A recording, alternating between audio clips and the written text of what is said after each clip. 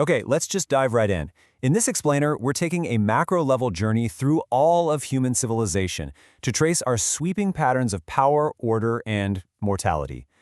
Our story actually starts billions of years ago when we were literally just floating atoms in the petri dish of the world. But man, it accelerates rapidly. From early hominids to Homo sapiens vaulting into global dominance through this incredibly complex mechanism we call civilization.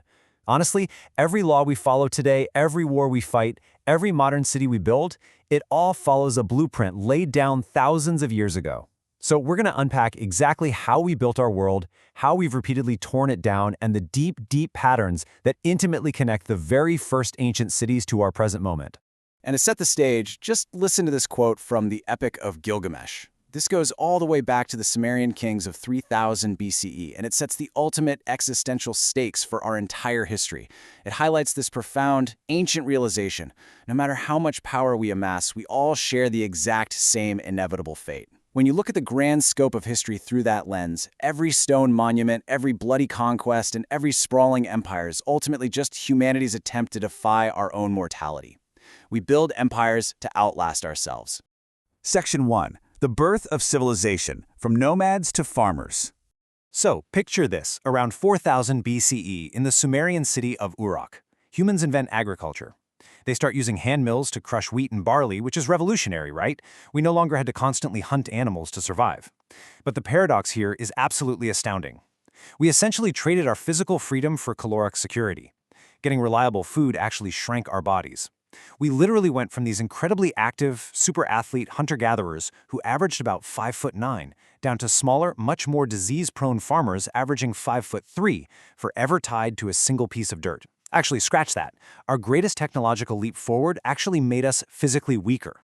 Now, while everyday humans were literally shrinking in the fields of Uruk, their rulers were dreaming much, much bigger. Just to put this in perspective, it took 20 labor-intensive years just to build the Great Pyramid of Giza. Egyptian pharaohs like Khufu were dedicating staggering amounts of societal resources, wealth, and human labor toward one single monumental goal: surviving in the afterlife. They truly believed their spirits would rule in perpetuity, which totally showcases early humanity's extreme obsession with securing an immortal legacy in stone. And they used the muscle of the newly settled agricultural masses to do it. Section 2. Laws, Philosophy, and Order. Maintaining control. As these early populations exploded in size, rulers realized they needed something stronger than stone to maintain control. Early legal systems brought some much-needed order, but they completely shattered any illusion of human equality. Look at these laws from King Hammurabi in ancient Babylon around 1772 BCE. He laid out 282 strict laws on this gigantic stone slab. Having a society based on written, public laws was a massive leap forward for sure. However, the value of a human life became entirely transactional, completely dependent on your social class. I mean, destroying a noble's eye cost you your own eye, but destroying a slave's eye? That just cost you half of their financial price. Justice was entirely tiered. Which begs a really massive historical question. Why would millions of peasants tolerate backbreaking labor day in and day out, just so a Zhou dynasty king or a Babylonian emperor could grow unimaginably wealthy? Well, necessity. The sheer desperation of feeding a massive population was only half the answer. The other half of the control mechanism, incredibly, was philosophy. Ideas became just as powerful as armies for keeping populations in check. Philosophy practically became the ultimate tool for control. You had three distinct Eastern philosophies emerge to manage billions of lives. First, there was Confucianism, focusing on strict rituals, loyalty, and social order to make the harsh realities of farming life feel like a noble, bearable duty.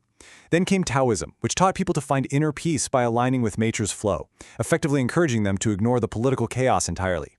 And later, legalism took a much darker, pragmatic view. It argued that humans are inherently selfish and can really only be managed through sheer fear and brutal punishments. Meanwhile, over in the West, they were experimenting with a totally different concept: democracy. But Athenian democracy was incredibly chaotic. Just imagine 30,000 citizens shouting over each other to pass a single law, or a council of 500 chosen randomly by drawing lots. It was a mess. The utter messiness of this system led the great philosopher Plato to argue that the common man was dangerously unfit to rule. He firmly believed that navigating the complex ship of state required a highly educated, deeply wise individual, a philosopher king, rather than the unpredictable whims of randomly selected citizens. Section 3. The Age of Empires, the Cycle of Ambition. But, as history shows us, the fatal flaw in Plato's logic is that eventually everyone with a sword thinks they are that wise philosopher king. Take Alexander the Great. Tutored by Aristotle himself, Alexander used that incredible education not for philosophical peace, but to violently spread Greek ideals across the known world at breakneck speed. He destroyed Thebes, shattered the massive Persian army, and captured Babylon. He carved out one of history's largest empires before suddenly dying at just 32 years old, leaving his generals to immediately turn on each other and fight over the scraps. Ambition is a really dangerous game that almost always consumes itself, and Julius Caesar is the perfect example of this cycle. He brilliantly conquered the Gauls by starving out their armies at Alesia. But when the Roman Senate demanded he step down and give up his military power, he famously crossed the Rubicon River, plunging Rome straight into a bloody civil war. He won and was declared dictator for life. Yet his quest for absolute power ended abruptly in 44 BC with the incredible irony of his own fiercely loyal senators stabbing him to death just to prevent a permanent monarchy. Section 4. The Clash of Faiths, Unifiers and Dividers. Now, with physical empires constantly fracturing, the next great unifiers of human history became entirely spiritual. Think about the immense existential friction this created in ancient Rome. The entire Roman Empire was built on a foundation of polytheism, worshipping state gods like Mars and Jupiter, and eventually worshipping the emperor himself as divine. Then, a single carpenter from Nazareth named Jesus sparked a monotheistic movement. Under Emperor Tiberius, worshipping only one unseen god wasn't just a religious difference. It was viewed as a direct, treasonous political threat to the entire Roman power structure. Pontius Pilate executed him to maintain order, yet that very execution birthed a massive new religion that would eventually swallow Rome whole. Meanwhile, a new faith emerged from the Arabian Peninsula that completely redrew the global map. Fueled by the teachings of the Prophet Muhammad, the Islamic caliphates expanded with staggering speed and geographic scale. In less than a century, they took down the deeply entrenched Sasanian Empire, crippled the Byzantines in Egypt, and created a massive, unified empire stretching all the way from Spain to the borders of China. This sheer velocity of expansion was entirely unprecedented and was only finally halted in Europe by the Franks at the Battle of Tours in 732 AD. Naturally, all this massive religious and territorial overlap triggered the Crusades. Following the destruction of the Church of the Holy Sepulchre, Pope Urban II called for a holy fight in 1095, kicking off centuries of brutal holy wars. The Christians captured Jerusalem in 1099, only for the brilliant Muslim commander Saladin to strategically retake it in 1187. Despite multiple European kings launching crusade after crusade, literally emptying their treasuries to claim the Holy Land, it ultimately remained under Muslim control. After centuries of back-and-forth bloodshed and countless lives lost, the map ultimately looked largely the exact same. Section 5. Revolution and Global Conflict. The masses rise up. As we move into the modern era, the masses finally decided they were tired of fighting and dying strictly for kings and popes. This exact moment is where the seeds of modern freedom were planted. By 1215, English barons were entirely fed up with endless taxation and forced King John to negotiate a settlement, resulting in the Magna Carta. This document was an absolute game-changer. It proved that a king's divine power could actually be limited by men. It established due process and the ultimate weapon against tyranny, the principle of habeas corpus, ensuring that the government had to provide a strictly lawful reason before they could lock a human being in a cage. Centuries later, we see just how dangerously contagious revolutions can be.